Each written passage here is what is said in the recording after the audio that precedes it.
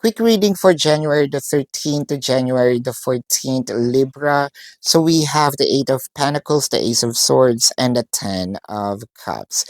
It's either you or your person parang hindi na mapigilan ang pag-iisip, no? So parang I keep on thinking of you every night, hindi ka mawala sa isip ko.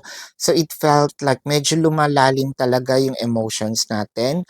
Lumalalim dito yung pagtingin and the perceptions, no? Na pwedeng eto na yata 'no, or it could be a realization na ito na yata talaga din yung ibinigay sa akin ng tadhana 'no, na magiging kami.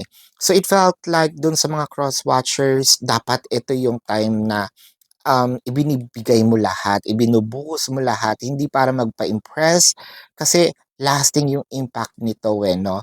At saka maganda yung emotions na mai-impart mo o yung foundation na maibibigay mo kay, Libra na parang eto yung mga time na ino-nourish niya at ire-reciprocate din niya 'no, yung mga efforts na ginagawa mo.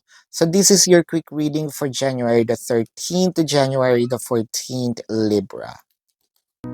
Predicting future is my purpose. Yelling the stars align.